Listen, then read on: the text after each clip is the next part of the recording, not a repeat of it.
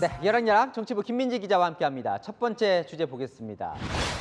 박용진 의원이 며칠 전 문재인 전 대통령과 만났는데요. 빈칸은 뭘까요? 네, 양념입니다. 과거에 강성 지지층의 행동을 문 전 대통령이 그렇게 표현한 적이 있죠. 박 의원이요, 문 전 대통령과 나눈 대화를 공개했는데요. 먼저 들어보시죠. 국민들이 지금 민주당을 믿고 있지 못하니까 증오와 대립의 정치가 아니라 국민 통합의 정치로 나가고 또 청년들의 신뢰를 다시 얻고 요 세 가지 부분의 말씀을 쭉 하면서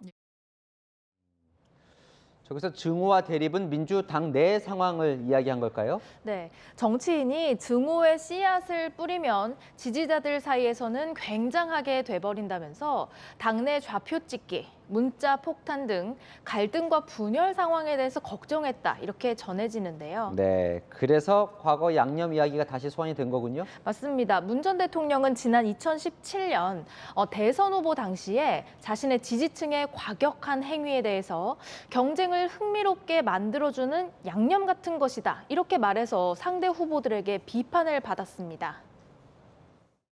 그 문자 폭탄이라든지 또는 뭐 막말 같은 것들이 왜 양념이라고 하셨습니까? 경선 기간 동안에 후보들 간의 치열한 논쟁이 경선을 흥미있게 하는 양념이라고 말씀드렸던 것이죠. 민주당에서는 내부의 격한 집단 행동을 자제시키자면서 마련된 버스에서 내려와라는 운동이 오늘 시작됐습니다. 탄핵을 할 때 이제 시위가 벌어지잖아요. 그 주변에 차벽을 쌓습니다. 사람들이 그 차 위로 올라갔어요. 군중들이. 야, 그렇게 하면 안 돼. 버스에서 내려와. 이게 탄핵 때 평화 시위를 보장하게 된 가장 중요한 그런 동인이고요. 단결을 위해서 격한 비판은 하지 말자는 취지인데요. 성공할 수 있을지는 지켜봐야겠죠. 네, 다음 주제 넘어가 보겠습니다. 노무현, 이명박 두 전직 대통령이 보입니다. 네, 여야가 일본 문제로 맞붙으면서 서로 전직 대통령들을 소환했습니다. 먼저 국민의힘 얘기부터 들어보시죠. 노무현 대통령은 2007년에 국민 세금으로 조성된 국가재정으로 징용 피해자에게 보상금을 대위 지급하도록 법률까지 제정했습니다. 민주당 논리대로라면 노무현 대통령은 일본의 하수인이라도 되는 것인가요? 독도 수역을 한일 공동 수역으로 만든 것은 김대중 대통령이었습니다. 김대중 대통령은 일본 하수인입니까? 반면 민주당 이재명 대표는요, 이명박 전 대통령 사례를 꺼내들었습니다. 과거에 이명박 전 대통령이 일본 총리하고 총리회담, 정상회담을 하면서 일본 교과서에 독도를 일본 땅이라고 게재하겠다고 하니까 이명박 대통령이 지금은 곤란하다, 기다려달라 라고 말했다는 게 이제 요미우리 신문에 보도된 바가 있습니다. 용인을 한 것이죠. 기다려달라. 당시 이명박 전 대통령의 발언을 두고 진실 공방이 치열했었던 기억이 납니다. 맞습니다. 당시에 반-MB 성향의 국민소송단이 진실을 확인하겠다면서 요미우리 신문을 상대로 정정보도 청구 소송을 냈고 기각됐었는데요.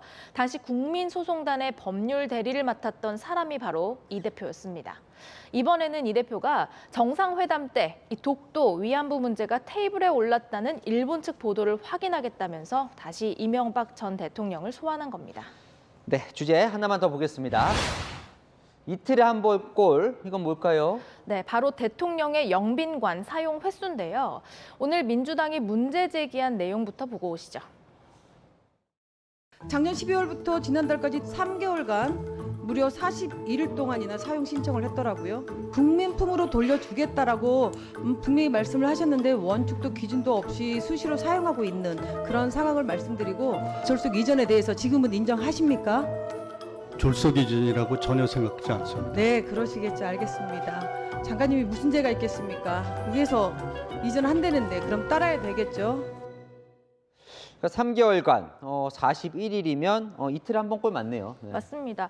요즘 해외 국빈이 왔을 때 뭐 저녁 식사를 대접한다든지 부처 업무 보고도 또 각종 격려 오찬도 경민관에서 많이 하고 있죠.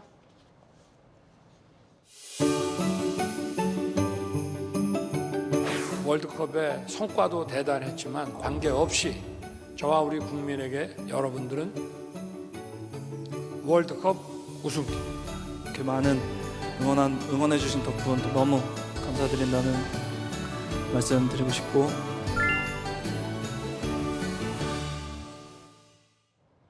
하지만 민주당은 영빈관을 사용할 때마다 졸속 이전 때문이라고 연일 비판해 왔습니다.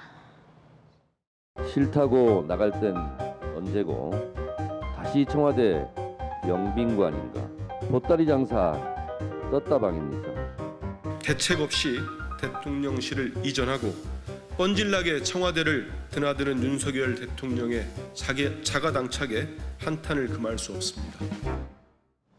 이 영빈관을 새로 지으려고 했다가 예산 때문에 못 짓게 되다 보니까 또 뭐 갈 곳이 없긴 하죠.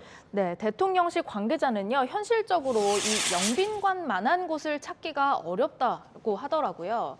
또다시 예산을 들여서 새로 짓느니 기존에 있는 영빈관을 활용하자는 의견도 있는데요.